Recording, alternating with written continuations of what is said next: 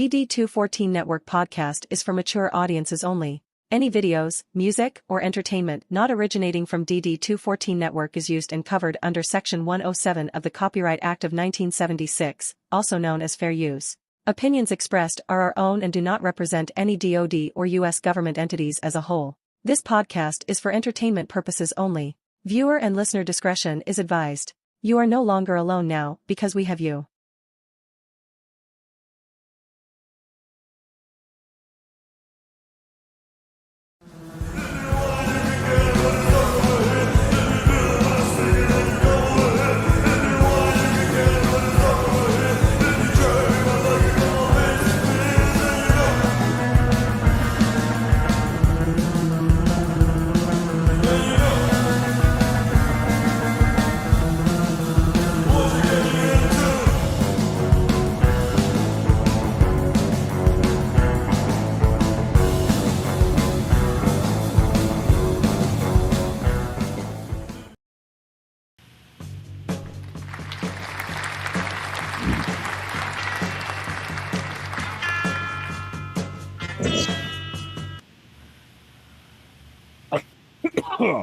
Okay, well, we're going to start with a coughing fit.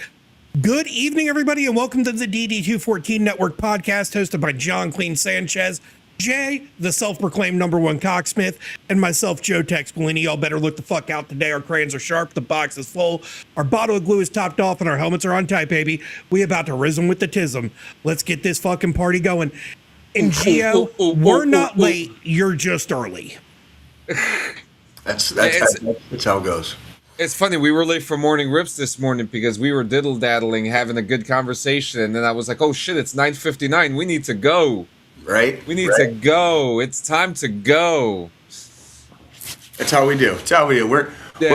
It's never like, you know, obviously we've all collected our GD214s, so when we do stuff for hobby, I like to think we don't have to be quite so strict on time unless we're doing something, you know, where we actually have to be somewhere at an actual time. You know what I mean? Yeah. So. Yeah. Yeah. The only time I'm on time is when it's vacation time, and when it's vacation time, there is no time. There you go. That's it. I like your philosophy, sir. I got that DD214, and I just stopped giving a shit about time. Well, not really. If you ask the wife, she used to be the one before me and her got together that was always late to everything, like family functions and shit. And now we're always fucking early because the way my brain's just been wired after 20-something years. Oh, you know? I don't think, when it comes down to stuff that I actually have to do or actually have like an appointment or this or that or the other, working, whatever, like I don't even, it's not even a question. Like I'll be there. I'll be there like when I say I'm supposed to be, or like when I'm supposed to be, like I'll make it. You know what I mean? Like that's never, it's ingrained at this point. It is ingrained. I mean, and that's the thing, like with me for work, because I work fully remote, my first hour and a half of my work day is on my laptop sitting in my bed, waking, right.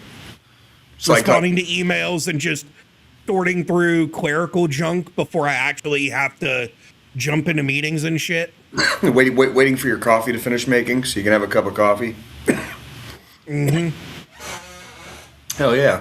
Which I need to get a new coffee maker that has one of those timers so I can just pre-prep it in the evening to just, you know, have it start making the pot like right at 8 o'clock. Yeah. I used to do that all the time. All the time. Take a thermos on the road with me, driving from Pueblo up to Fort Carson, you know, just about every morning. Like, yep. So yeah. How was your guys' week? How's everybody doing? Really good. We, my wife and I, we had our 14-year wedding anniversary. Fuck yeah, dude. You know, it was. Fuck yeah, dude. Yeah. Fuck yeah. We had a good time. We smoked. We fucked. We played, and you know, that's what it's all about. You shaking your head. I can't believe you just said that. Oh, isn't that what married couples are supposed to do, right? It's like, but yeah, that's good shit, man. That's good. Did you guys go anywhere like in particular to eat, or did you just do some like did you have we did actually. We found this place called Blaze Pizza. Okay. I don't know if it's a franchise or anything like that. I've heard of Blade. I think it is a franchise. I think from what I understand, LeBron James has a stake in it or something like that. Okay. But it was off the cuff because we were looking for a Five Guys, but they closed Five Guys near us, which is fucking blasphemy. And whoever did that should be nailed on the cross upside down for that. So up ahead we saw this place called Blaze. We went to it. We were like, fuck it, let's do it. You go in, they make the pizza right in front of you.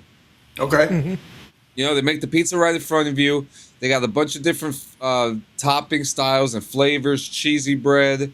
But the pizzas are like personal, right? Personal pizzas. Okay. But they were actually pretty good. All right. You know, you're the connoisseur. You'd have to tell me. You'd have to tell me. The thing I like about this place, like most pizza places, well, that's true, but yeah, very true. But the one thing I do like about this place, it has a lot of options, right? You have an option to have like a regular dough, a vegetable dough, and some other fucking dough. I don't know what other dough it was, right? It's just some dough. And the dough, which I don't know which dough it is, because it's dough.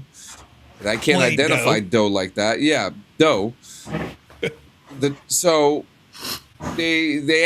It's like a Subway for pizza. That's the best way because they have all the toppings right there in front of you. Okay. They put everything on top. They put it in the oven, and you're out of there. You know? Okay. I could dig it. It's speedy and effective. So I just looked it up. Apparently, there's one near me, and I've never noticed it. How was the pizza though? It was not terrible at all. I actually give it like an 8 out of 10. Okay. You know, they cook it perfectly, and they put it in like a spinning fucking oven that you could look at. You know, in case you're a little fucking stupid or something, you could just stare at it for about 3 minutes and just like, ooh, it's spinning. With your mouth hanging open, a little bit of drool coming inside, like. Yeah. So they got it all there. They have this crazy special. It was a Daredevil triple spice pizza, which was like spicy tomato sauce, spicy pepperoni, and then peppers on it. Obviously I did not. This time I just had a regular cheese pizza. The crust, it was the talking point right there because I'm not a crust guy, right? I leave the crust there unless it's either stuffed or it's got some type of garlic, imprint on it. I was the same up until probably I'm not even lying, like probably within the last 4 or 5 years. I have finally become a crust eater. So when I eat pizza now, I eat the whole like everything. But like that was only like recently. I don't know where it started or came from, but now I eat the whole. Was it soft or crusty? It was actually a perfect crust. Because like when you're eating a pizza, had that nice little crunch on the outside, but it was just a little soft. Just a little soft. Just a little soft. I actually just had pizza the other night, and like for the first time. Toshi. For like the first time in a hot fucking minute. Like I don't remember I don't go out to eat very often, and you guys know I usually cook at home, so I'm kind of like I don't order in very often. I don't remember. It's probably been like at least a few, maybe up to several months since I've had pizza, and I just had some like the other night. I was like, oh yeah, this shit tastes good. I was like, oh yeah, and this pizza was good, man. When you get it right out the oven, it was a perfect type of temperature, just so that you could walk to the car, open it up, go like this a little bit to it, take a bite. The cheese consistency was now. The sauce, they put a little too much sauce, but that's here nor there. You know what I mean? That every pizzeria you go to, it's gonna be here nor there with the sauce. But I didn't mind it, But the crust was just right. The crust was just right, and it was an affordable price. I think it was like maybe $10. Okay. We are talking about the Blaze Pizza, Toshi. It was really good stuff. I got a question for you guys. Have either of you ever had like Chicago style like deep dish pizza? Either of you? I haven't. I mean, I'm not a big fan of it. I've never consider it pizza. I was wondering like what the consistency was. Was it like what was it like eating? Because it was like it looks so goddamn thick. So So I can't say that I've had authentic because I've never been to Chicago, but I've eaten pizza that has been stylized and authenticated to be a Chicago style pizza, and I just think it's too much sauce. So what is it? Was it like It's like a bowl. I would consider it a bread bowl versus a pizza crust. How do you eat it? Do you eat it by the slice, or do you have to like eat it with a fucking spoon? Both. What the Preference. fuck is wrong with you? If you've got a beard, I would suggest using utensils because it can get pretty messy. Interesting. I'm legitimately asking out of curiosity because I've never had an actual like a deep dish pizza ever, like not once. We didn't have. We didn't have a lot of that in Tucson. We had places that like made it in Tucson, but I just never ate one. Yeah. Now that I've done some travels, I still have never encountered like a deep dish pizza. If I want a pizza with a thicker crust, I'm going to go with a Sicilian style pizza over a deep dish. A Sicilian is where it's at. Now this is funny too, isn't it? Insane to think that some places cannot put cheese, dough, and sauce together properly. It's just 3 major ingredients. Got to be heard, or to really fuck a pizza up. I mean, we had some places in Tucson that I guarantee you, like John would rave about because like it's not hard if you actually give a fuck. It's not hard to throw ingredients together and make it taste good, right? You have to be able to sell it though, right? And that's the thing. And then like the thing I like with Sicilian because I grew up eating Sicilian style pizza because that's what my dad typically would order from our New York pizza place. Like we would get a regular extra large pie, and this was back when an extra large pie was like 36 inches fucking in diameter. Right. Not these fucking shitty ass 18-inch fucking pies now. You remember those like rectangles that Little Caesars used to make back in the day? And then he would get Pizza Hut Sicilian pie. And the nice thing with the Sicilian pie is the pizza is I would more call it a cheesy bread. But they go ahead and put the marinara sauce on it for you because it's got very minimal sauce.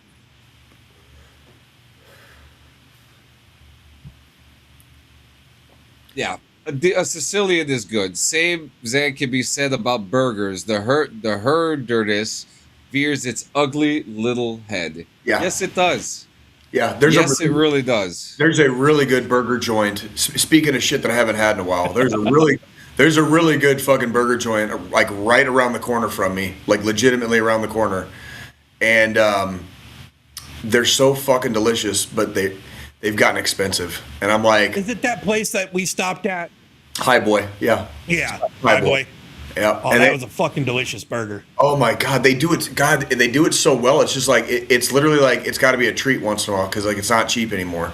It's just not cheap. Like if I got what I truly wanted, I'm probably walking out of there like $20 or $25 lighter. You know what I mean? Yeah. Well, I don't think it's about the 3 ingredients itself. To me, it's more about the quantity of the ingredients being used that makes the pizza. This is true. I prefer an over like a 5-2 of cheese over sauce. You know what I mean? Well, it's also good to know what you like and what you don't like. That way you're not ordering the wrong thing and looking like a dickhead when you don't like it. You know what I mean? I like to be constipated. That's how I know I have a good pizza. Well, and that's the thing. Whenever I order a pie, I do the same thing, John. I do light sauce, extra cheese.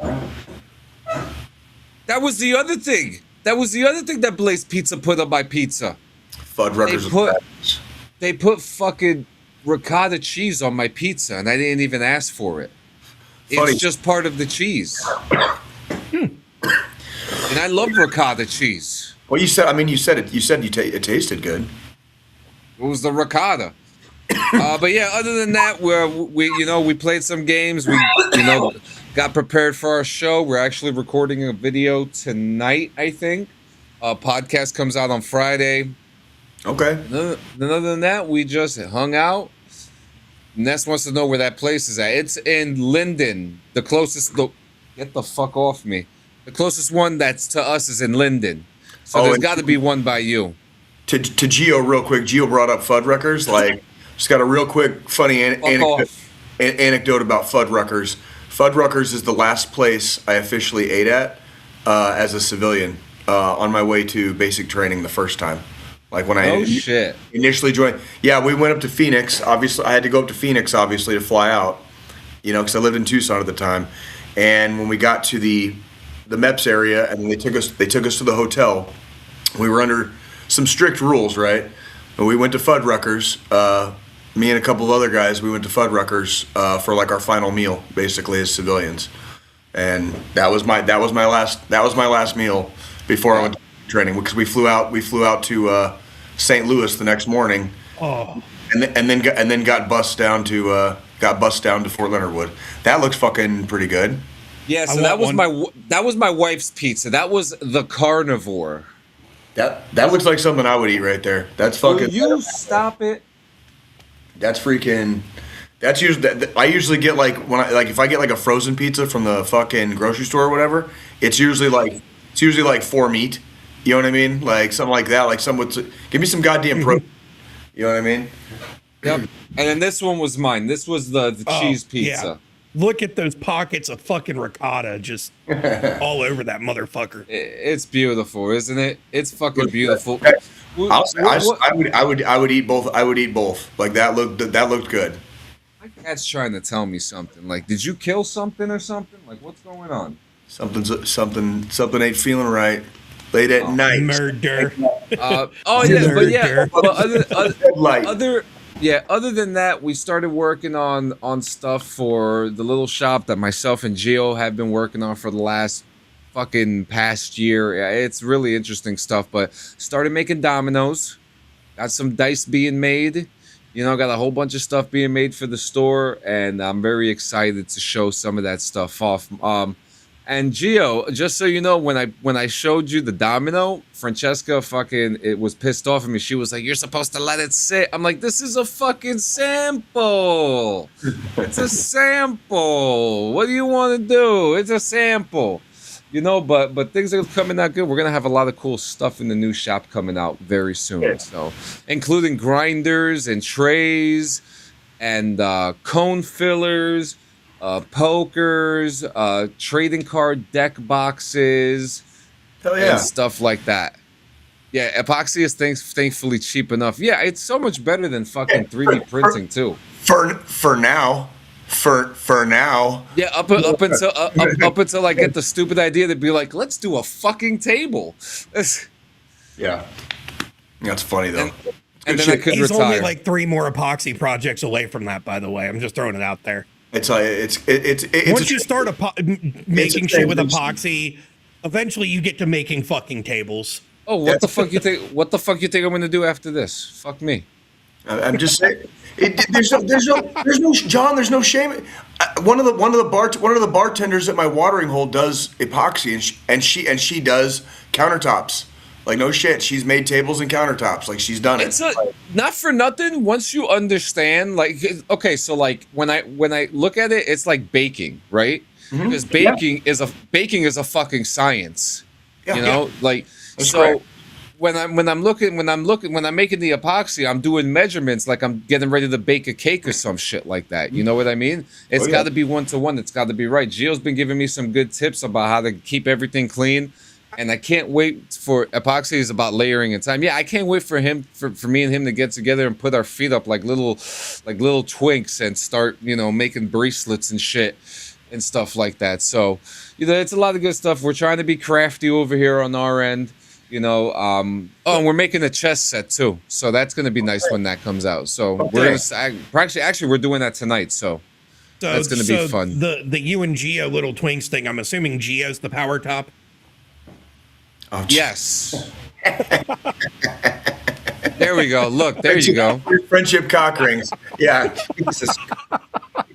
The only way it's going to work is if we test them out and fit them ourselves. So. I mean, how else would you know, right? Like, I mean, yeah. By the way, I got to get your sizes too, guys. As long as it's a DD214 cock ring, I'm good. Yeah, like listen, with epoxy, you could do anything. I'll take one of those Red Hot Chili Peppers pictures where like it's just the sock covering, but I'll make sure to have it pulled down to where you can see the cock ring.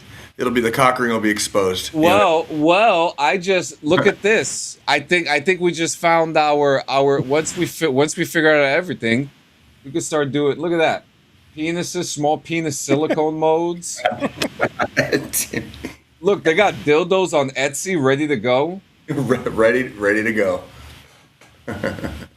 That's fucking hilarious. There we go. Look at that. Look at that.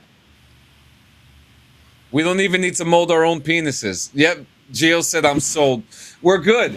We've got the market. The market is ours, guys. The market is ours. I don't even know if we're supposed to show that on YouTube. Become America's throbbing cock of justice. Okay, like. All right, hold up a second. As long as you make one in green and call it the green weenie. Yeah. No. Yeah. Wait a minute. And the head of the cock has to be the American flag. Wait a minute. Wait a minute. What the ball sack? Oh my god. It's a dino cock. It's a dino cock. Dude, oh my god, dude! They should make like a drag. They should make like a drag racer. We'll like a drag racer. And we'll call it like the drag cock. You know what I mean? Like an octopus. It can be like an octopus. Look at that. Etsy, I did not know your game. It's so creative. It's so creative. God. It'd be like a whole world full of penises. You know what I mean? That is insane. Yeah, we're gonna have to sell those too. I'm calling. We're just gonna crying out loud. you want a little mini coming to a Spencer's teacock near you. Little mini teacock Rex. you want one. Oh shit! There's more earrings. John, have you never seen this type of truck nuts were a thing in like the 90s, bro. Like I didn't know this was a thing on Etsy. It's called cock art, dude. It's cock art. Cock art. Well, you used to do cock art in Call of Duty. Yeah, you're goddamn right. I did because I figured out a way to make the heart like upside down and then the shotgun shell over the top of it, and it made it look like a cock and balls. Yeah, You are Call of Duty's own Banksy. Yeah, absolutely. Yeah. Those were good days. You remember how hard people used to laugh when they realized what I was doing? Because you weren't playing the game. You were the only guy with like 2 kills and 38 deaths, and you're over here drawing fucking cock on the wall. I was like, everybody come over here. You've got to see this. And they get over there, and there's a Call of Duty graffiti freaking cock and balls, basically, like on the floor. I'm like, while we're getting spawn flipped, too. What about you guys? Fucking surprise me. Now, what about you guys? How was your weeks? Oh, mine wasn't too bad. You and me seem to be on like opposite trajectories of like you're like ramping up and you're doing everything like all the time, and I'm like over here in my rocking chair. A lot of days like I get a couple chores done in the morning. I take a shower. Obviously, the cat gets fed, and then I'm kind of just like, well, what do you want to do today, Jay? You know what I mean? And it's not a bad thing, but that's the majority of my days now. Like I worked overnight on Saturday going into Sunday, so we're gonna need an A&E documentary about Jay's day, dude. Like Jay, like every day, pretty much every day is Jay Day now. It's like it's kind of like it's not that great, but it's not that bad either. It's kind of like purgatory. You know what I mean? You know what's funny? They have this camera now, right? And you put it on your chest, and it records like your highlights of the day, and it makes like a fucking like stupid cute Instagram story for you and shit like that. I'm gonna get one of those for you. That'd be funny. Mine would be like probably spiking like almost all day. I mean, I am on blood pressure medication, so like. Well, guys like you for some odd reason spike on social media, so. Well, that's I think that's just the natural human algorithm. You know what I mean? When you kind of have one of those magnetic personalities at times, not always, but at times, people are drawn to you. You know what I mean? Like that's just kind of like what did our grandparents call that? Never met a stranger. Like that's what your grandparents called it. You know what I mean? It's like that's those people exist. Like we're out here. You know what I mean? Yep. So is what it is. So yeah. It's Squillini. What about you, my friend? Fucking not much. I mean, got done with the episode last Monday, and fucking just on a whim, I was like, you know what? Not this past weekend, but this coming up weekend, I was like, we ain't got shit going on. It's Mother's Day weekend. The in-laws, they're going to be out of town. When? This coming week or Sunday? This Sunday coming up. Oh, we're not there yet though. Like no. Oh, thank you. Yes, sir. Like freaked me out for a second. I was like, oh shit. But normally Mother's Day we'll go to the in-laws and shit for Mother's Day, but they're gonna be down at the beach because Marine Corps Air Station Cherry Point is doing their air show this weekend. Okay, nice. And they're all going down for the air show, and I was just like, you know what? We won't have the kid because she'll be with her grandma, and they're going to visit some extended family in Virginia. I was like, I'm going to book us a fucking beach house for the weekend. Okay, fucking A. So really, this past week was just kind of chilling, trying to finish up the fucking landscaping up front, which, I mean, we got all the old mulch pulled up, so now I just got to go buy more bags of mulch because the 20 bags I already bought barely covered half of it.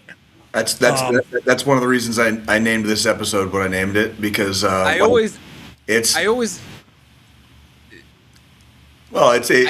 what's occurring right now. Like I'm doing the exact same thing at my house. I'm like, all right, fucking laundry's getting laundered, freaking everything's getting cleaned up, floors are getting swept, like going into the garage soon. I got he's got landscaping, like I've got some landscaping I'm a little behind on, so I'm like, it's this week, not yesterday. Like it's happening now.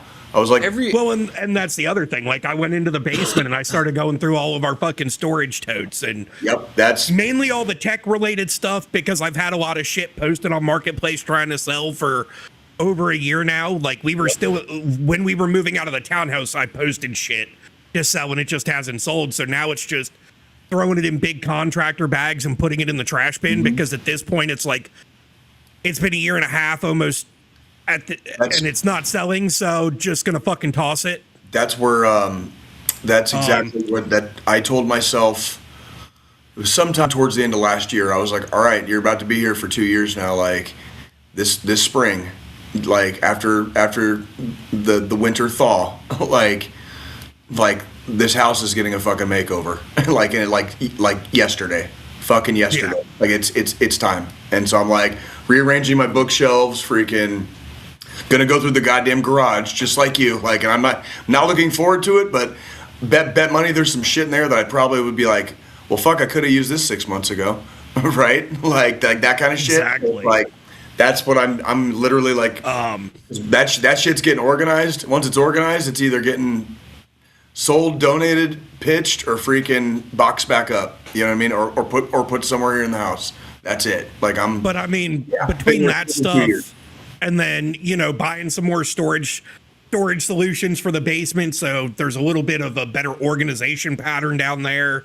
Trying to get things a little bit more squared away because we're going to be going on 2 years in this house in January of next year, and there's times where I'm like, I really need my ratchet set. And I go down into the basement where my tools are supposed to be, and I can't find my fucking ratchet set. Yeah, same. That's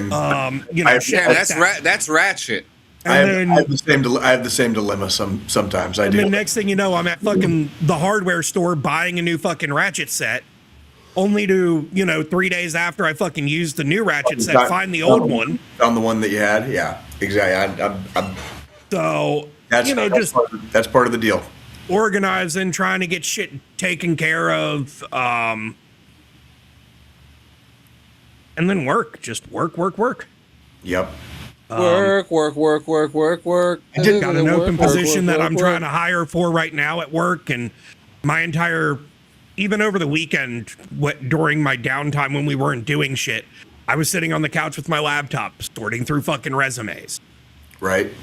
Because I will say, I'm starting to get like nostalgic already for like when I'm able to do the overnights at Arrowhead, because I'm like really trying to like cherish it now. Like now that they've announced like the Chiefs are leaving, and then freaking they're leaving, you know, to you know their side of Kansas, right? The Kansas City side of Kansas, whatever. Yeah, but like I'm not going to be doing security probably like terribly like too much longer.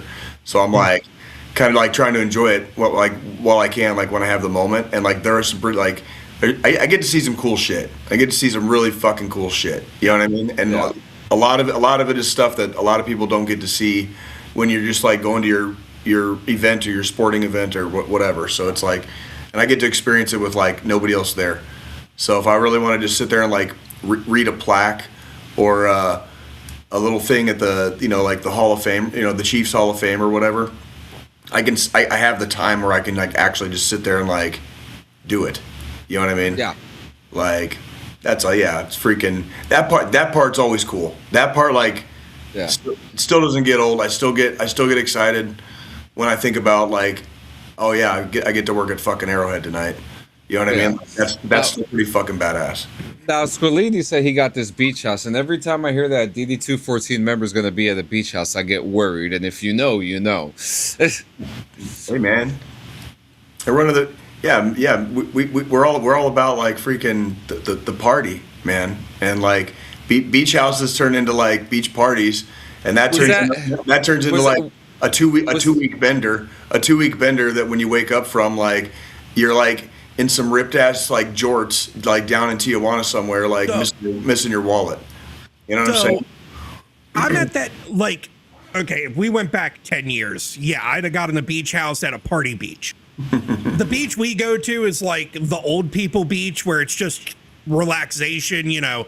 You go sit out on the fucking sand during the day, throw back a 12-pack or however many you can fucking down, go grab dinner, go to bed, wake up the next morning. I mean, I'm bringing my fucking pole down. I'm going to get up early on Saturday morning and Sunday morning because we got to check out of the place at 10 a.m. Sunday morning. So like 7 o'clock, I'm going to get up. I'm going to walk out there with my fucking rod. I'm going to go fishing for surf fishing for a bit before we have to pack the truck up and fucking head out. Pack the truck up. You got to pack the truck up. And if it's a bunch of old fuddy-duddies on the beach, well, you can just make your own party then, dude. Like, you know what I'm saying? Like, you bring out like one of those like old school, like I was gonna say, like, you got like one of those like 1980s like ghetto blasters, dude. You know what I mean? This was my anniversary gift from the wife. It's so the Turtle Box speakers, they're like for outdoor shit. Like they're rugged. I could run this over with the truck and it'll still fucking work. I want to see that. It can be submerged.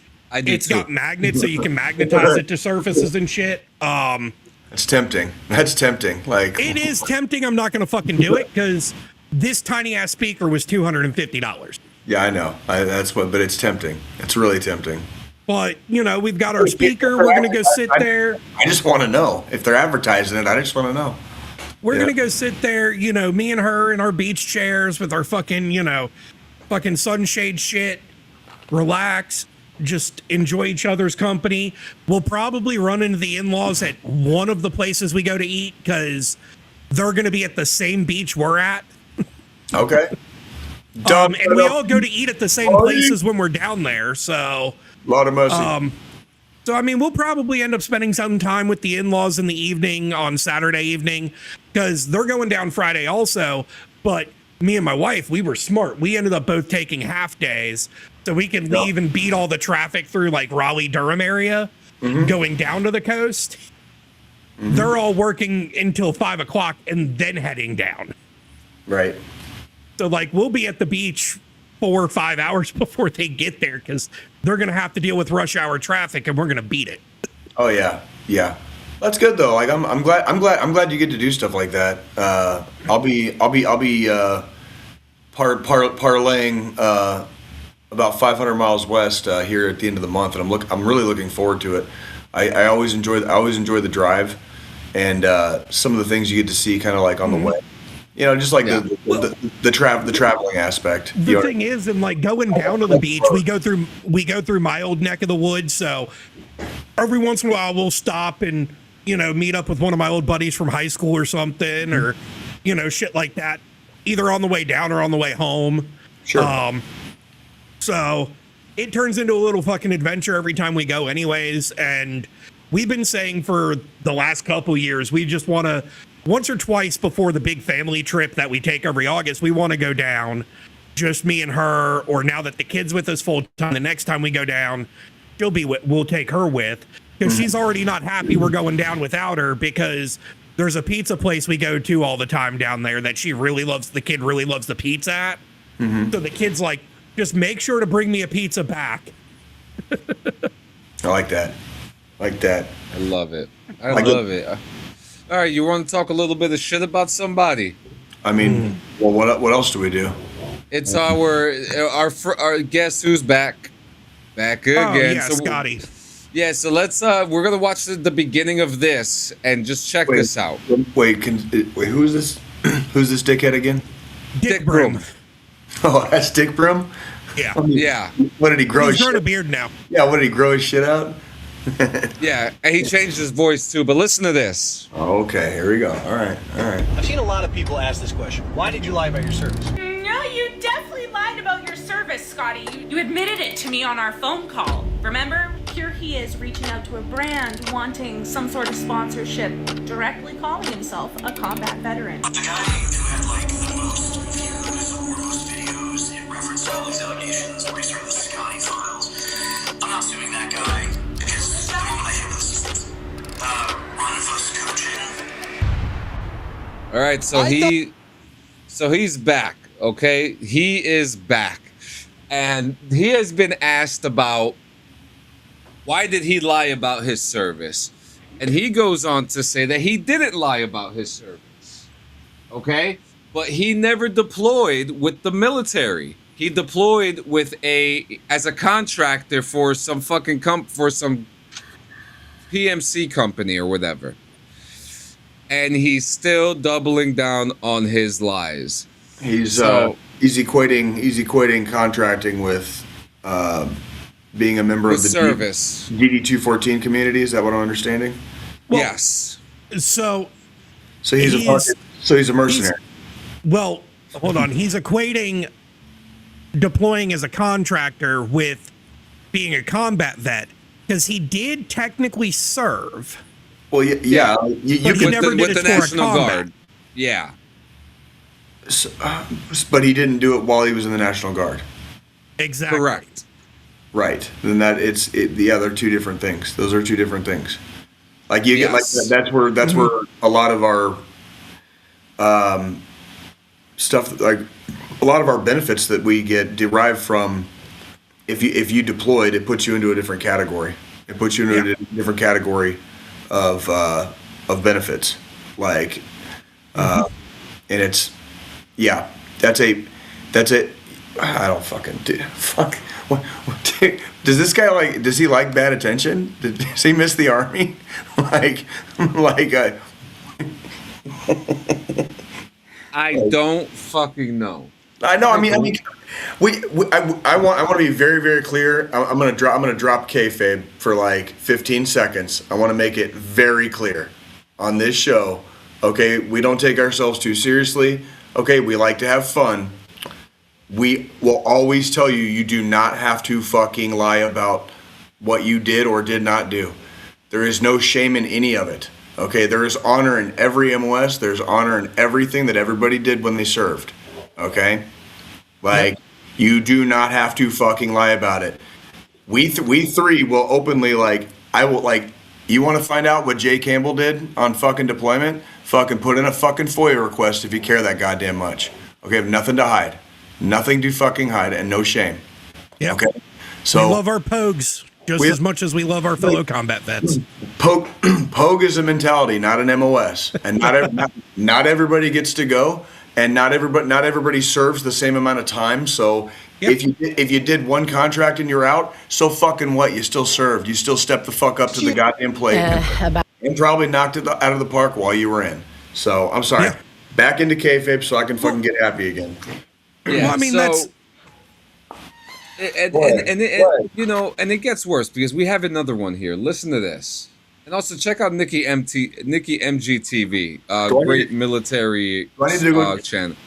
Do I need to go take some fucking blood pressure medication before I watch this, or what? Probably. Check this out. You seem to be the one that can put words out of your mouth, so why don't you try to do it? I found out when we were looking into getting an apartment, we had talked about financing a home as a first-time home buyer. What? When? That quick? It was like March 2 years ago. No, it was March last year. March last year was the first trust break? That's crazy. Okay. That's been a lot since then. What happened?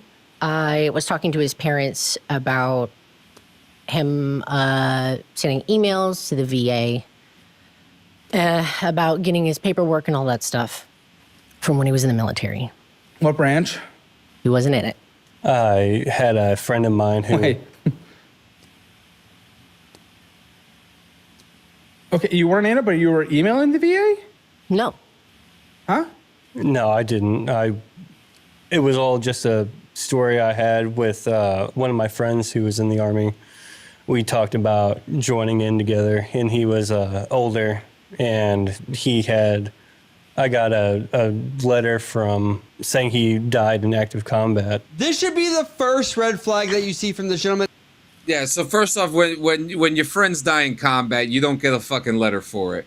So this guy, what this guy did, so I ended up using because he would send me letters about his updating through basic, and then he'd get deployed, and he would let me know how he's doing. Okay. And I ended up taking those stories and be like, yeah, this is what we did while we were enlisted together. What? You never said it was both of you. You just talked about it being you, though. What? Whoa. No, you took his stories? Whoa. No. The stories that your friend sent you took about your service? Yeah. Stone Valor. Right here. Stone Valor. Whoa. Pause. Yeah. All right. So this dude is clearly mentally unwell. Like, can you hear the tone of his voice when he's talking? Mm-hmm. Yeah. Like that. Like you almost feel sorry for him, right? It's like, but it's like, come on, dude. Like, come on. Like, yeah. Can we not? But can we not? So I already know the way she caught him was because they were looking at a VA loan to get a fucking house. You can't get one if you didn't serve. That's 100% facts. Like, you can't get one if you didn't serve. Like, that's just plain Jane the way it is. I'm sorry. No, you're absolutely right. Is this still Dick Broom? Was that the same? No, this is a completely different guy. Dick Broom is over because that was a completely different Dick Broom. Okay, got you. Okay. This was Mophead. But it's a conversation that's happening. This dude is, and I have one more video for you guys too because I really want to hear your thoughts on this too. But within this conversation, you have a guy who's lying to his wife, his mom, his dad, his friends, and he's telling everybody that he served in all this stuff. And I've never understood what compels people to get so outlandish like that, where you would like stuff is researchable and checkable. There's other people involved that can check your story like really fast. Right now, we could do a FOIA request right now. Literally, if we wanted it, if we cared that fucking much, you know what I mean. Of course we could. And I don't understand how, like, in excuse me, in the modern age of technology, anybody thinks they're gonna get away with anything. Okay, like, I'm pretty sure all three of us have had our fucking eyeballs scanned. Like, over a decade ago, over a decade and a half ago. You know what I mean? Like, fingerprinted, FBI knocking on fucking fingerprinted teachers' doors. Fingerprinted. That was probably just me. Fingerprinted, DNA'd, fucking the whole nine, dude. Like, no. Like, that is a thing. That is an actual thing. And it's like, that was going on light years ago. You know what I mean? Just like, when me and my wife met, she had a few bad experiences with guys that lied about military fucking experience. So before she even agreed on going on a first date with me, she wanted to see my DD214. Oh, good. Fair. Smart lady. Fair. Smart lady. Hold on. I got something for that. Yeah. Like, fair. I don't blame you at that point. Like, but it's kind of funny because now, like, when we're out in public, she'll be like, oh, that guy has to have been in or something. She'll be like, and from the way they're carrying themselves, I'm betting a Marine. Like, she can call that shit too, just like any of us, because she's had so many shitty experiences before me with, you know, guys still in or ex-military or guys lying about service, shit like that, that she's just as attuned to it as us. Yeah, it's really cool too, because like you really can tell, especially different generations too, right? You know, you walk past somebody depending on age, and like they do a certain walk or they say a certain word, or you know, they you can scan tell their ID. Yeah, you get it. There's trained and there's untrained. Like when you serve, you tend to act a little bit more trained, even if you fall back into old habits. You tend to act, you do tend to act a little bit more trained. Now, this next thing I want to hear your thoughts on. Again, we're back with Caleb Hammer. I actually do like the financial audit show, but he has an interesting opinion on what our military benefits. Right?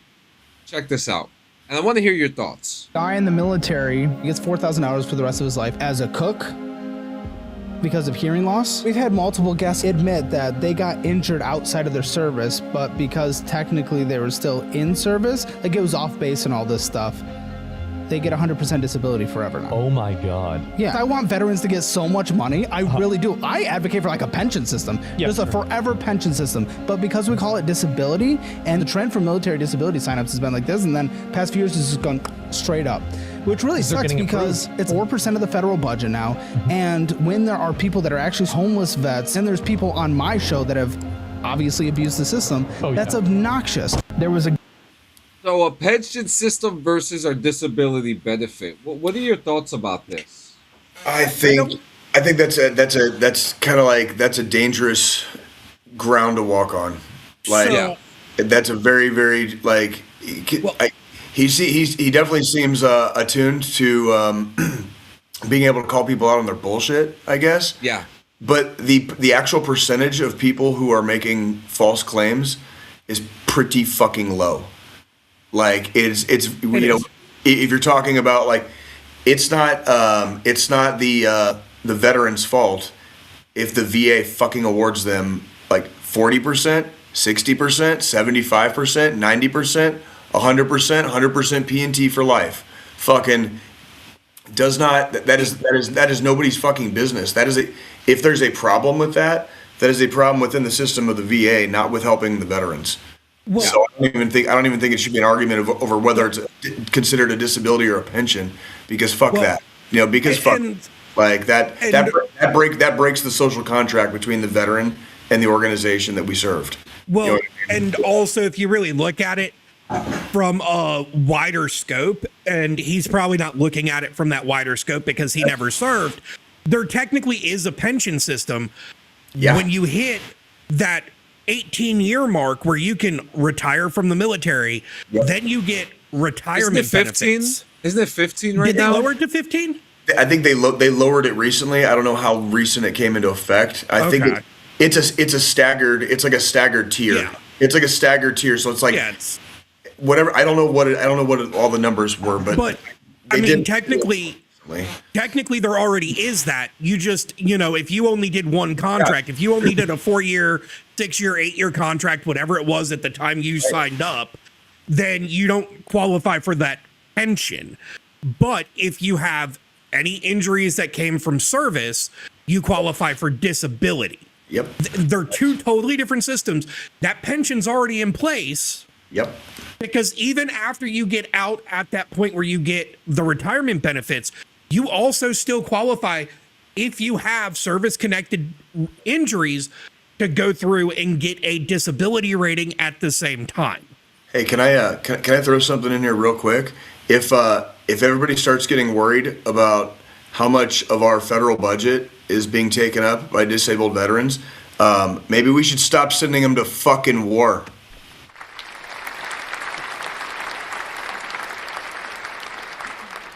I like that idea. Fucking moron. I like that. Don't fucking point the finger at the fucking veteran. Don't fucking point the finger at the fucking veteran, dude. Like I'll take fucking issue with that motherfucker on that one right there. Don't Like, I want to see the actual number of cases versus the actual number of like, yeah, they're getting it for life because that's what the fuck they said they were going to do, and that's what they told us they would do for us. You know what I mean? That's where the one thing that I don't. Are we supposed to apologize for surviving fucking war? I'm just asking. No. Fucking throwing it, or even surviving service without going to war. Are we supposed to fucking apologize for that shit? Not at all. Just throwing it out there.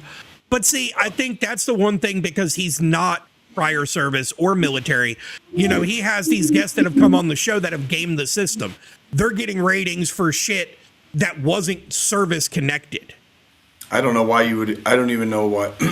I can't speak on that kind of stuff because I don't know. That's the thing. If somebody's going to admit that they're gaming the system, like you're already doing it wrong. You know what I mean? Like, I don't know. Yeah.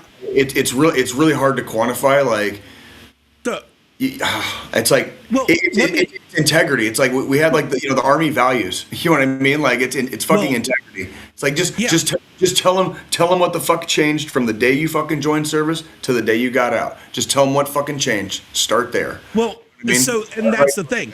Like, I had personal experience with them trying to say something wasn't service connected, even though it was. Because when I joined the Army, I had to get a medical waiver because in high school, I tore my MCL in my right knee. Okay. Or my left knee. Fuck. So you got a medical waiver. So I had a medical waiver for that. And then during my time in service, right there at the end, I had to have that exact same knee replaced due to an injury obtained during a training accident. Okay. They tried to say because I had that medical waiver, they weren't going to cover me and give me a rating on that fucking knee. I fought them tooth and nail and I got a fucking rating on that knee because I was like, okay, so they repaired the ligaments. I joined the Army. I did X amount of years. Yeah, X amount of years. And then I blew it out so bad that there was no repairing it and you had to fucking replace it. Right. That's on y'all. That's not on fucking me. That's correct. And the knee was fine for those 7 fucking years. And you have to advocate for yourself. You do have to advocate because there's things we don't even necessarily maybe know that are going on in our bodies right now. It's coming, and someday you're gonna have to talk to the VA about it. Like whenever it comes, it's going to be a thing, and you're going to be making more appointments because that's another freaking thing on the list of things. That's why that's why you have to tell them that there's a long that when you see the doctor after you get out, when you see the doctor at the VA, when you get your VA checkup, basically, they ask you a long series of questions, and depending on your response, if you answer yes to this question, you got to start listing like all these different things. You know what I mean? Like, and I'm not just talking like injuries. Like, it's where have you served? Like specific locations. Where have you served? Yeah. Like, remember we talked about like the burn pits and stuff. Yeah. Like when I did my thing with the doctor, I had to name every single FOB or OP or freaking combat outpost, whatever that I ever stepped foot on, that I ever fucking stepped foot on, and that like it's hard to jog the memory when you've done it 3 times, right? Like, it's like fucking my God, I did this one and then that one and like but that is a thing because they need to know all that shit because that's how they make that's how they get better stuff and things for us, like the guys with Gulf War syndrome after the first Iraq War. The first one, that's how we have a thing for Gulf War syndrome is because a lot of the veterans were experiencing a lot of the same symptoms. You know what I mean? And nobody, at the time, nothing was getting done about it, but because there was such a push, and they started studying it, and they found, holy shit, the dudes weren't lying. The dudes weren't lying. Well, that's just like when I joined, so this is a little bit more backstory before I joined. My mom had a degree in psychology. And her and my dad were going through a divorce, and I was a difficult fucking teenager. I'll admit it. What teenage boy isn't? Guilty. So she pretty much forced a diagnosis of bipolar disorder on me at like 13 years old. Put me on fucking medication, all that shit. And then, I was like, I'm going in the military. I went and saw a different psychiatrist, went through the rigorous tests and everything. Diagnosis was overturned, so that way I could join. When I got out, I had to get a letter from my civilian psychiatrist from when I was fucking 17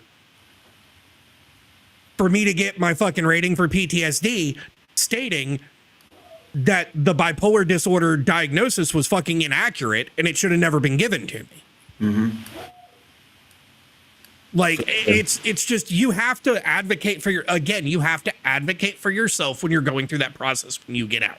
Yeah, you cannot let anybody like steamroll you, or don't be sitting there getting bored, because when the meetings and the meetings with doctors and stuff, they start extending into like hour 3. You know what I mean? You start like, I'm getting tired, I'm getting cranky. You know, like, no, you have to like advocate for yourself. You want to be the old Vietnam vet sitting in the waiting room chugging a fucking beer? Seriously, like, well, we're probably going to be anyways. So why not freaking get yourself the assistance that you need? You know what I mean? Like and that's exactly that's what. Why I dread. That's why I have an appointment tomorrow, literally. Well, I mean, and part of the thing is that's why, like, even now, like, I still, like, I go for a yearly checkup at the VA. Everything else I do through private insurance through my full-time job, because I dread having to go.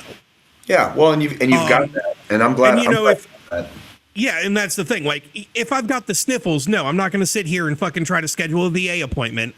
I'm going to go to the fucking urgent care right up the fucking road, pay him $50 for the copay, fucking get some fucking medication, and fucking walk out. Like, I'm not going to sit here and go through the whole rigmarole that it takes for the VA. Sure. My last shoulder surgery I had to have, I didn't go through the VA for that. I went through fucking my private insurance because it was faster to get with a civilian orthopedic doctor than wait for the fucking VA to fucking deal with it. And I was in so much fucking pain that I just was like, I'm not fucking sitting here for the next year waiting on fucking surgery when I can go get it done in fucking a month. Yeah, and I'm pretty sure I've noticed a lot more private practices are opening their doors to if you're a certain percentage, I believe, possibly, like, you know, if you're 100%, a lot of private practices will accept your VA card, basically. Yeah. So you'll have to call around your local areas if you know you need some shit done, and you want it done kind of like private practice style, you know, dentistry. You know, what's the shit for your eyes? Orthopedics? Optometry. Thank you. Optometry. Yeah. Orthopedics is your joints. Thank you. That's freaking, yeah. I'm getting my biology all messed up. But yeah, if you want to get glasses, like some, not all. This is some, not all, and it depends on your locale, obviously. But call and shop around. See, it can't hurt to say fucking no. It can't hurt. And that's the thing. There's been law changes when it comes to that side of things over the last 5 years, even, where if you have VA disability and you're, you know, going through the VA system, there are private practices that will take you as a patient. They will. Because, you know, if there's one thing the government finally noticed within the last 10 years with all of us fucking cranky ass global war on terror vets, there's so many of us that the VA is fucking just slammed trying to see people. Like I said earlier, man, if it's starting to stress the system, like, maybe they should stop fucking sending us to war. Just fucking throwing it out there. Well, yeah, I mean, I'll agree with that too. That's, I know we train how we fight, and we fight to fucking win, okay? And I know we all got a fucking a raging hard on for it when we're fucking doing our shit. But the reality is there is an after for the ones that make it home. There's an after, and we still have to do a lot better, you know, when it comes to veteran care and veteran assistance. You talk about, like, you know, sundowning, you know, like that's a term they use for like old people. You know, talk about like sundowning in your 40s and early 50s. You know what I mean? Like, you're talking like we're like, that's what I'm saying. Like, I already have that fucking problem. Joe and John both know like a lot of my backstory, and it's like, yeah, sometimes like I can't go anymore. Like I'm exhausted all the time. And it's everything I can do to get out of bed freaking some days. You know what I mean? Like shit, I have a really current experience with that just last night. Fucking, I was out doing yard work all fucking day. And like my body's just fucking exhausted, but I'm laying in bed and I just can't fucking fall asleep. Yeah. And I'm just laying there to the point where finally I was like, I got to turn the fucking TV on. I got to get some background noise. Do something, yeah. Fucking figure this out. And I'm the opposite. I can't find fucking energy, but I fucking sleep like a baby. I usually sleep okay, if you want to call it that, but it's like it's scattered. It's like a couple of hours at a time, and then it's more like unconsciousness. I very rarely dream. It's more like unconsciousness usually. Exactly. Like I'm just passing out basically for like a while. I might once every 6 months have a fucking dream. Like it's usually if I take a nap. Usually if I take a nap in the daytime, I'll have a dream, and then if I'm sleeping. If I'm sleeping like nocturnally, it's like 2-3 hours at a time. Freaking, I might wake up for like an hour, maybe 2. Wait to go back to sleep, wait to get tired again, fall back asleep for like another 2-3 hours, and get up for the day. Like that's freaking. It's usually the standard. Usually, Well, yeah. I mean, and that's the thing. Like last night, I think altogether I got 4 hours of fucking sleep because I track my sleep. I do that because my doctor wants to keep an eye on it because it's so shitty. But then at the same time, if it's noon on a Saturday and I'm like, you know what, I'm fucking exhausted, I'm going to go lay down and take a nap. I can fucking go lay down and be out for fucking 8-9 hours straight. Sure. I started noticing a big change. It wasn't this season with the Chiefs. It was last season, the one where they went to the Super Bowl and got their asses handed to them. I started noticing that season when I was doing my game day duties as security. I would be wiped out for like 2 or 3 days afterwards, and I was like, okay, what the fuck just changed here, right? Like there's been no change in diet. I'm not going out partying all the time, like every night, blah blah blah blah. I'm like, what in the fuck? Because like it would be like legitimate like. Like beyond the state of exhaustion. Like I'm gonna get up to feed the cat and take a shower, and my ass is back in bed. You know what I mean? That's the thing. Like I'm at that point now, and it was funny. I was talking to one of my employees earlier, and I was like, I'm 36, but I have to keep a thing of icy hot roll-on and a jar of ibuprofen on my fucking desk. I'm telling you, dude. Like I hit that wall so suddenly. I was used to going so hard for so long, balls to the wall, 110% always, whatever, all that shit. And when you hit those walls, sometimes it's jarring because it's like going from like 100 down to like fucking residential speeds basically, and it's and all of a sudden I think all the times you didn't sleep and stuff, it's all catching up. Yeah. I think eventually that's the thing. It's especially with me and UJ being overseas. There's times where we might go 24 hours before we even can lay down. Easily. Plus 20 plus. Like usually if it's just one of those days, it's 30 plus. It's 30 plus. Exactly. Like, and, it's all catching up with us now that we're out and our bodies have slowed down. And it's like taking a car at 100 miles per hour and slamming it into a fucking brick wall to a just straight fucking stop. Telling you, bro, I'm wondering, and of course I talk to my doctors about stuff like this, but I'm wondering, 5 years, 10 years, 15, like what's this going to look like? Cause I'm already feeling it now. Like it's not the C word, but I can already feel it festering. I can already feel it festering inside me. Yeah. Well, and that's the thing for me. It's like I'm watching what I eat now because same shit. After I got out, I was just eating like shit. Well, that's all I can. All I can do now. When I was in, I was eating like shit. but I was exercising constantly. And then I get out, and because my metabolism isn't what it was when I was 17 years old, I'm 360 fucking pounds.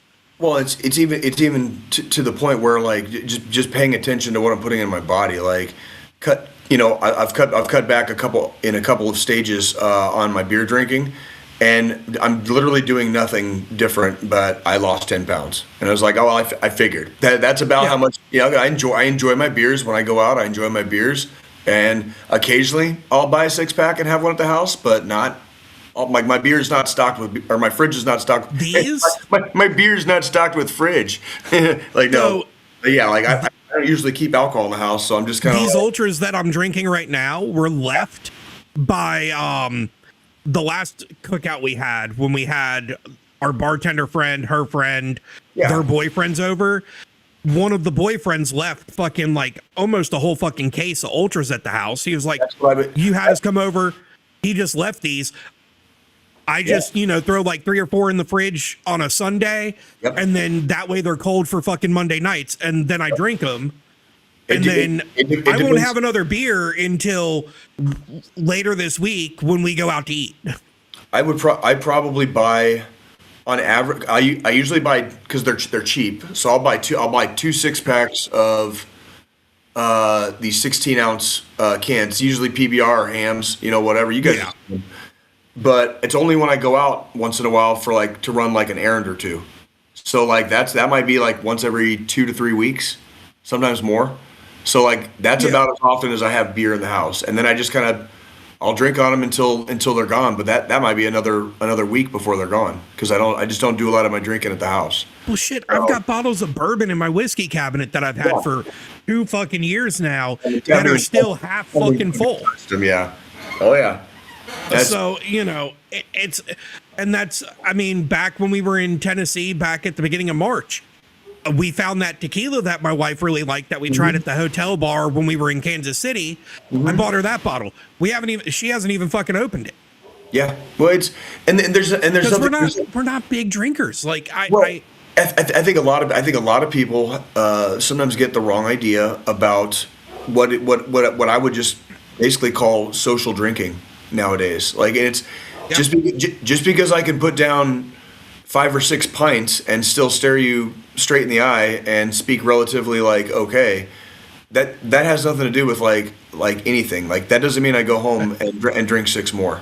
You know what I mean? That's just me having a good time. For an evening once in a while. You know what I mean? Like there's a big difference in like drinking and like drinking, like drinking for sport. I know we all know different people that drink for fucking sport, and hey, no shame in their game. Just don't drink and drive, right? But holy crap, we all know somebody that drinks for sport. You know what I mean? I don't drink for sport. So did I ever tell you guys from 2 years ago at our beach vacation with the in-laws what the brother-in-law tried to do? Like I'll drink you. So he's a mechanic. He's a mechanic, and one of the guys at his shop, he was able to acquire some really good quality apple pie moonshine. I was just gonna say moonshine. There we go. He brings the jar down to the beach with us, and I mean, we get up in the morning, we go grab breakfast, we go back to the beach house, we get into our swim gear, we lug everything out onto the beach, we sit down. I've got 12 to 14 fucking beers in my cooler. He's drinking beers. Whenever the ladies like needed something, or if me and him needed to go grab a sandwich from up at the beach house, we'd walk up to the beach house, grab the jar out the cooler, fucking both take a swig. I'm like just throwing fucking beers back all damn day, and then I'm taking 6-7 shots of this. Fucking finally, it got to the point where one night we get back up to the beach house, everybody showers, we're all getting ready to go out to dinner, and then all of a sudden, next thing we know, hour goes by. Hour and a half goes by, 2 hours goes by. He's nowhere to be fucking found. He was fucked up. He got hit by that shine train. And I'm over here fucking just walking a straight ass fucking line, like it can already be done. sober as shit within an hour and a half of drinking. I wonder sometimes because like I was not. I'm talking about in my youth, like in Tucson, Jay. I could drink, but I didn't really start drinking until I was about like 2021 ish, and then I stopped drinking when I I think right before I turned 24. So there was only like a little 2-year period where like I drank a lot at all out and about or whatever. But I could put them down then. But after after the Army, it's frightening sometimes how much I can put down before like I really start to feel out of my element. You know what I mean? That's kind of the thing. Like every time when we go down to the beach, I always, I'll grab a bottle out of the liquor cabinet of my whiskey and I bring that down, and I bring my humidor with my cigars. And after we're all done for the day, we've got dinner, we've gone to the arcade or gone bowling or mini golf or whatever we decide to do after dinner. I go back to the beach house. The beach house we rent has a fucking hot tub. I'll go, grab one of my fucking whiskey cubes, drop it in my fucking my little Yeti whiskey glass that I have, or a pour, grab a cigar. I'll fucking go down into the hot tub. I'll sit in the hot tub, smoke a cigar, drink a glass of whiskey. And I mean, I've been drinking since like 10 o'clock that morning already, but I'm perfectly fucking fine. And then it more surprises me because I don't drink like that all the time. Like that's vacation drinking for me now, where when I was in the military, that was a Tuesday. I think the tolerance is still there. Sure.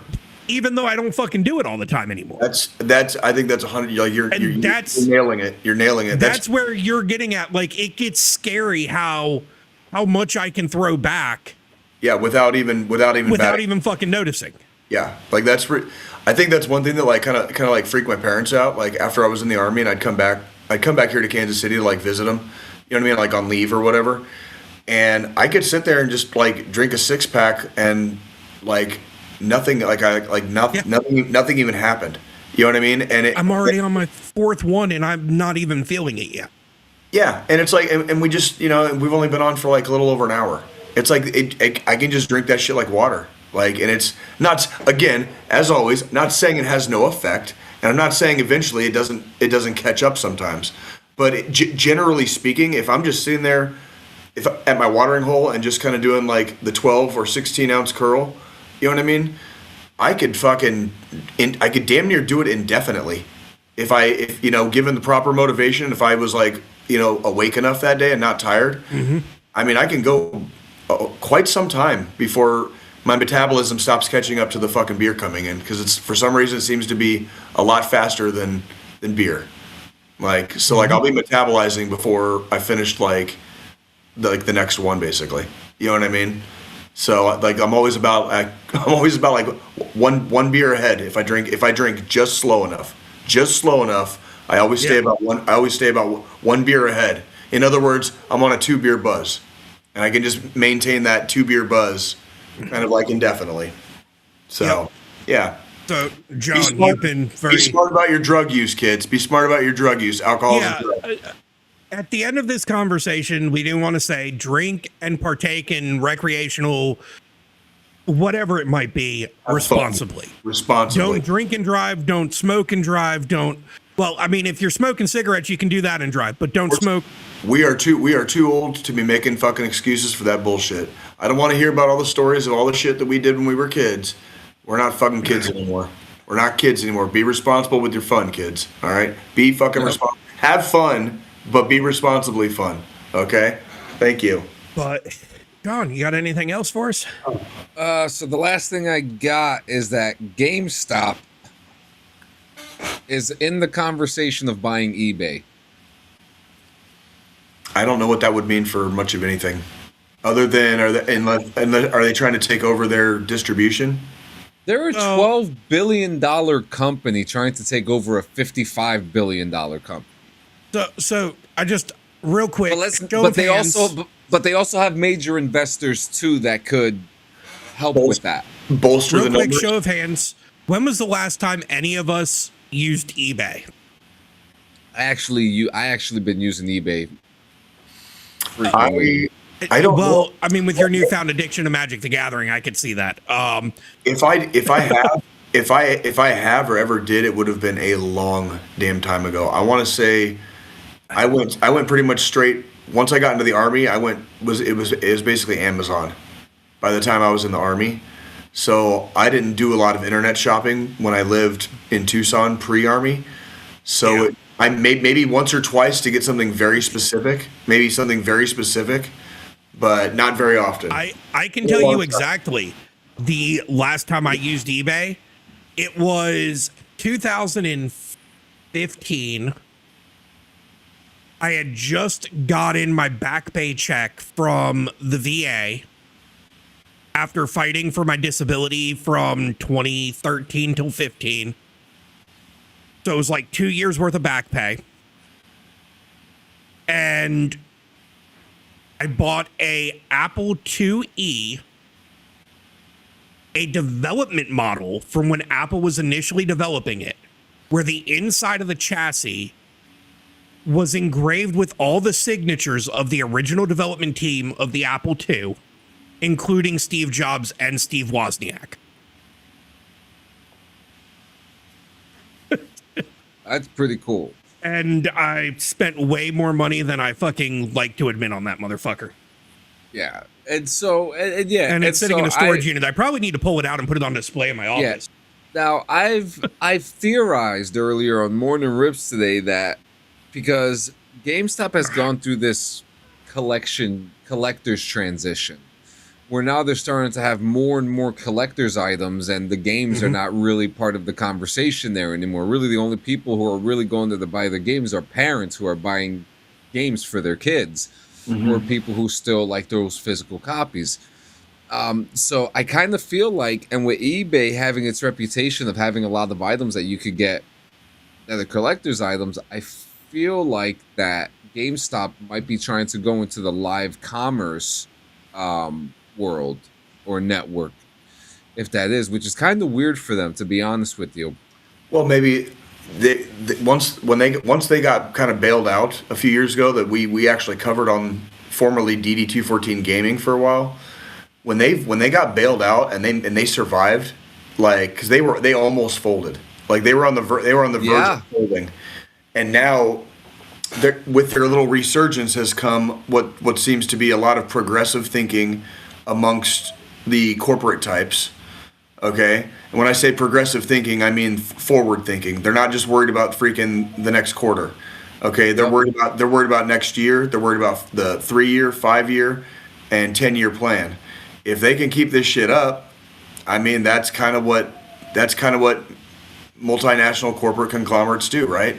So hold on to your hodl your stonks. Huddle your stonks if you got GameStop.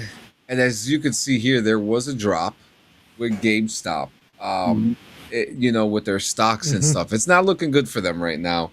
I don't know what to think of this. I don't either. It's beyond.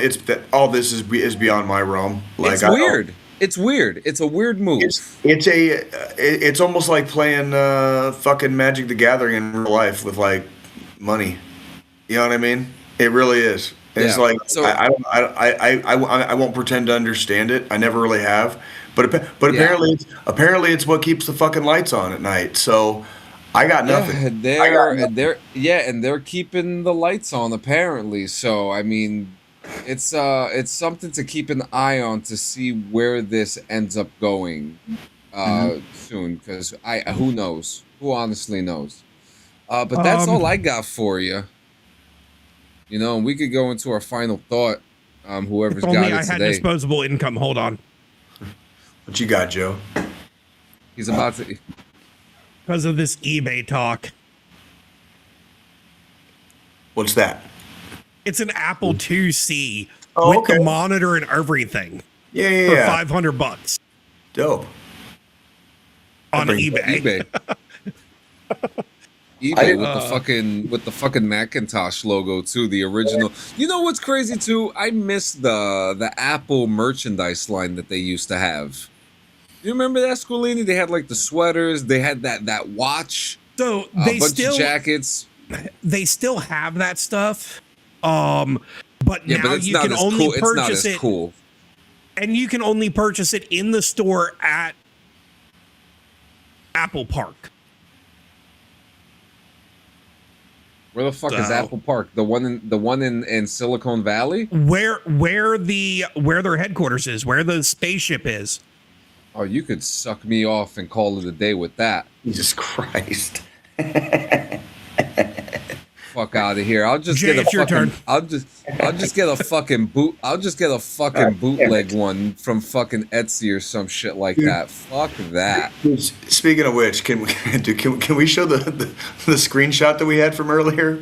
Can you blow that shit up on the screen, dude? Like, I just want to laugh at it again, dude, because that shit's fucking hilarious. Like, yeah, let's have a good laugh before the final thought. There it is. Yeah, look at that shit. God damn it. I'm getting better.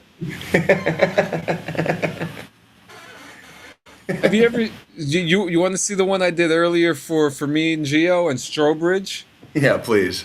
You ever seen the movie The Birdcage? Yes. Yes, I have. Oh, fucking God, dude. Yes, dude. Yes, dude. And then just because I have to show this off, I did this earlier for myself, just for my ego. Hey, there you go. Dig it. Fucking John is Cyclops. Dig it. John Klops. John but yeah, whoever's got the final thought, go ahead and take it. It's all yours.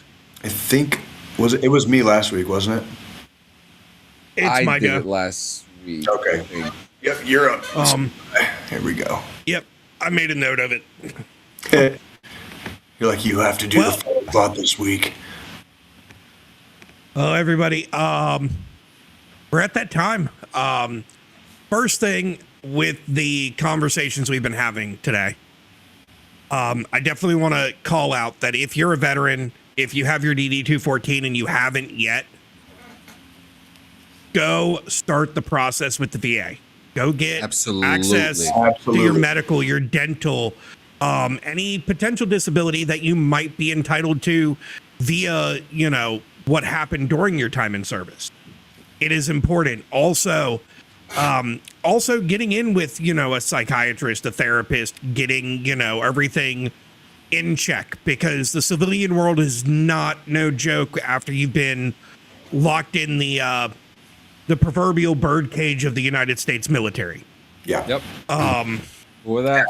Ask us how we know. Ask us how we know. Yeah. Fucking, I'm still adjusting, and I've been out since 2013. So, That's literally what my buddies in my group therapy said. They're like, you're probably not even going to notice a difference for the first 5 years. And I was like, it's like, oh my God. Go ahead, Joe. Sorry. Now with that, mental health's a huge thing. Especially within the veteran community, a lot of us GWAT folks, we've got PTSD, we've got, TBIs, we've got different types of hidden disabilities that nobody can see on the surface. And we want to make sure that you are safe, that you are comfortable, that, if you're having those thoughts, you have someone to reach out to. It could be one of the three of us. We're available via most social platforms. Well, me and John are. You have friends, family, old battle buddies you served with. I check in with guys that I was with every so often. I mean, not as much as I'd like, but whenever a thought comes across, hey, I wonder how this guy's doing, I'll shoot him a message. Hey, how's it going? And who never knows, that one message might be that message that saves a life. Mm-hmm. And then we also have the National Suicide Hotline. You can text or call 988 or dial 1-800-273-8255. That's 1-800-273-TALK. There they have licensed professionals to provide you with resources, guidance, an ear. Even if you don't want the resources, if you just need to vent, they will listen. They're good for it. I've called them. I've reached out before in the past. We just want to make sure that everybody makes it to their next destination safe, to the next chapter of life, still with us. And by next chapter of life, we mean 168, the next episode. A lot of people ask you for 24 hours, 2-3 days. We ask you for a week. We ask you to be back with us next week on Monday between that 7 to 8 p.m. time frame if you're on the East Coast. We'll get a lot done eventually, but that's how we keep it. we just care. And if you do go out and you go to your local watering hole, you go to a friend's house because they're having a barbecue.